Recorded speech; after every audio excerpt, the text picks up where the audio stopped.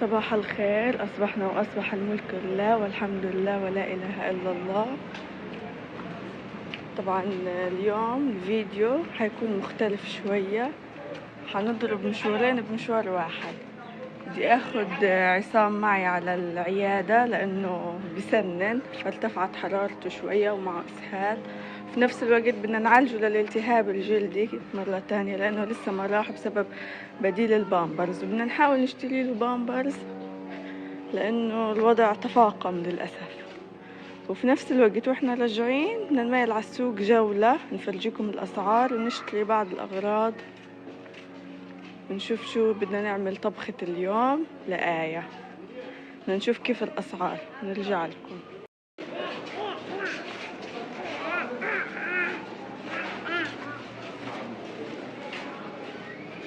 هينا خلصنا من العيادة وبطريقنا على السوق. طبعا تمرمطنا زحمة ودور وقصص، ويا ريت في علاج كويس كمان.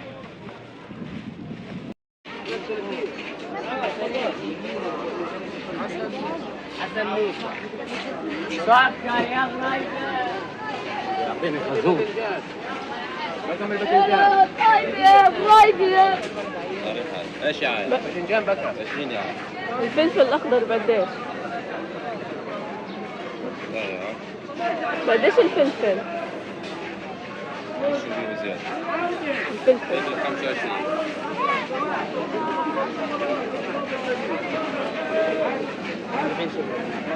قديش الباذنجان؟ باذنجان 22. والفلفل الأخضر؟ في 6 دعم 6 ب100 6 الحين ب 15. الحين ب15.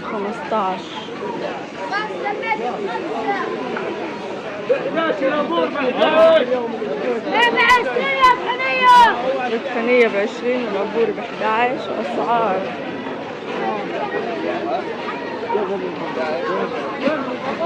بكم البطاطا؟ 20 كيلو. والله العظيم عليك. بكم الملوخية؟ 28.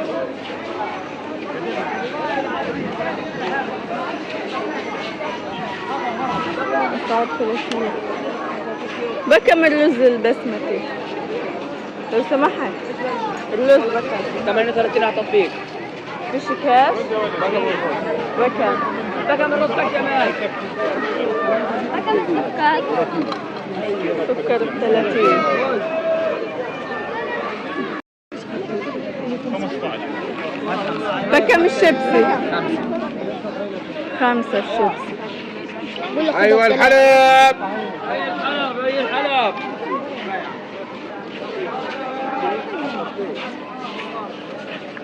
الطحين ب15. حسن سعر الطحين.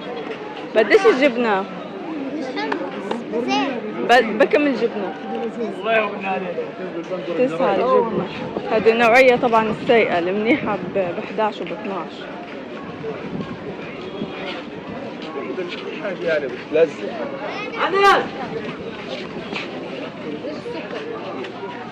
قديش التمر؟ التمر ب30؟ ب20؟ التمر ب20. تحسن سعر التمر منيح، أول كان ب80 التمر. هاي الطحين ب15.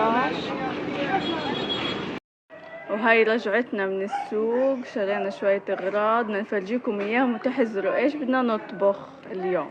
طبعا عصام هيو مع التعب نام سكران، يا حرام شرب الدواء ونام. وآية ايش يا آية؟ ايش شرينا؟ يلا فرجي المتابعين ايش جبنا. اول شي قولي لهم مرحبا. اول قولي اشي للمتابعين مرحبا. ايش هذا؟ فرجي المتابعين ايش جبنا. ايش هاد؟ هذا رز. هذا الرز طبعا الكيلو ب35 ما يقارب $15. وهادي ايش هادي؟ طحنية. هادي ب20 شيكل يعني ما يقارب $8. ايش هادي؟ فرجينا. ايش هادي؟ مش عارفة ايش هادي؟ تتهابلي؟ بطاطا. طبعا البطاطا الكيلو ب30 يعني برضو حوالي $10. ايش هذه آية؟ هذا فلفل أخضر، لوقية، خدي كلي فلفل. لوقية ب25 يعني ما يقارب $8. وهذا البتنجان الكيلو ب20 يعني ما يقارب $8. بحرق بموت. طبعا اكيد فهمتوا ايش احنا ناويين نعمل. ايش بدنا نعمل يا آية اليوم؟ بطاطا وبتنجان. طبعا نقص البصل للاسف بسبب يعني الفكة خلتني كتير شغلات كنت ناوي اشتريها وما قدرتش اشتريها بسبب الفكة. فيش فكة بالاسواق. بدك جبنة؟ نسيت اجيب لك جبنة. عادي بروح بجيب لك جبنة. ماشي. طبعا النية انه نعمل مقلوبة كذابة. ايش بدنا نعمل يا آية اليوم؟ مدلوبة كذابة. طب ليش اسمها كذابة يا آية؟ عشان في اشي ناقص على فكرة انا جبته بس مش عارفة وين الماجي. هيو مقلوبة كذابة عشان بدنا نحط عليها ماجي مرق الدجاج. بدناش نحط عليها دجاج. فيش دجاج بالاسواق مقطوع. له فترة مقطوع الدجاج منشوفوش نهائي. طبعا الأسعار كتير كتير كتير رخيصة بالنسبة لقبل أسبوع.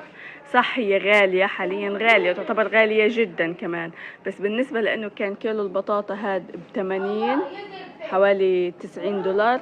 كيلو البتنجان كان ب40 وب50 حوالي $20. وجيت الفلفل وصلت 40 برضو. الطحينية هادي العلبة وصلت 50.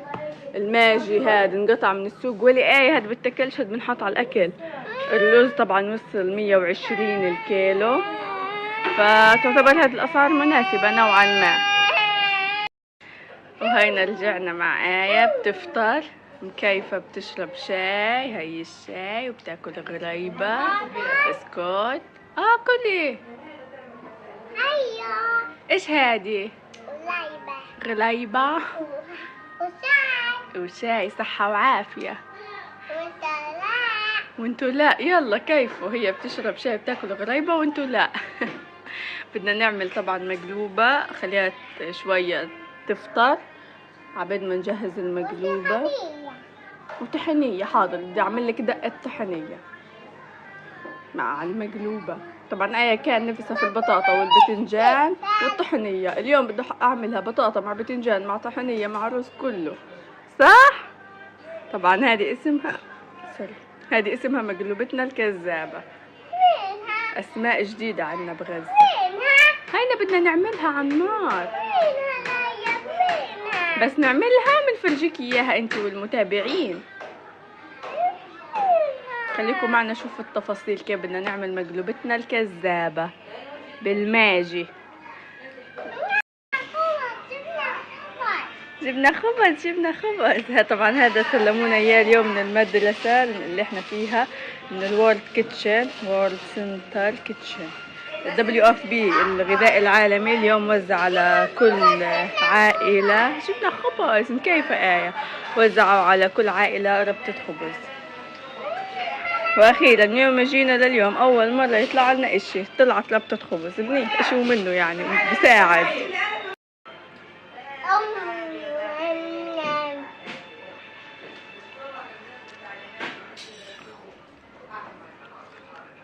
غريبة مع خبز مع شاي كله مع بعضه. طبعا حد ما شافت الخبز آية صارت بدها تغمس خبز مع شاي. صح يا آية؟ زيكي؟ يلا قولي يلا خلص دابة.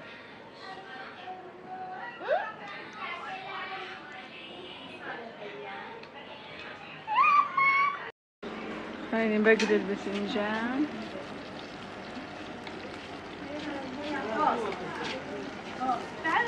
النار مرمطة طبعا.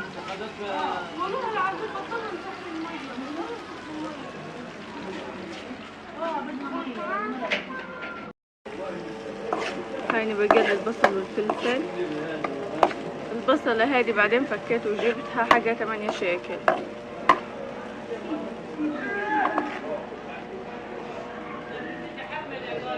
النار طفت.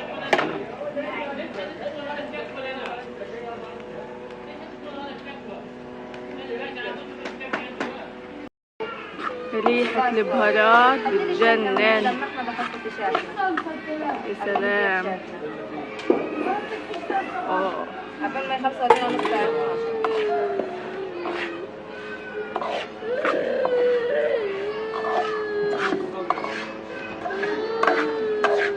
يا سلام على الرز.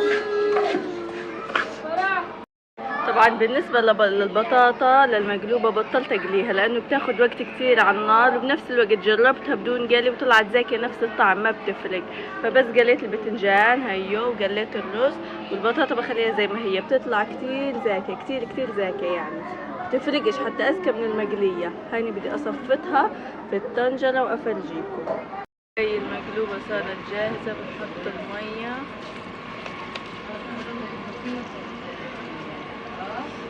خليها تستوي براحتها على النار. يا رب تطلع زاكية. نسيت احط الماجي. مقلوبة كذابة بدها ماجي، بدي اروح اجيب الماجي. وهينا بنقلب المقلوبة. هاي محمد قلب المقلوبة. ارفع الطنجرة نشوف الشكل النهائي. الله، ارفع فيها نصها لسه ضايل جوا. ارفع شوية قد بنزله. لا تحطهاش على هذا عشان السواد. وهي الدقة. ايش يا آية؟ كيف المقلوبة؟ بدك تجربي تاكلي. هاي بطاطا وهي بتنجان. والله زمان على المقلوبة زمان. الحمد لله. اليوم الأكلة المرة الجاية بناكلها دجاج. طبعا هاي مقلوبة كذابة فيش دجاج. هادي بماجي. هاي بطاطا وبتنجان وبس، لا في دجاج ولا في لحمة للأسف الشديد، عشان هيك سميناها كذابة بدون دجاج. آية بتلعب بالبالونة وعصام بيلعب بالبالونة وروقان. يلا يا آية خلينا ناكل. طب يلا قولي للمتابعين باي، واعملوا لايك وشير وسبسكرايب. هيك بالونة هذه بنخبيها.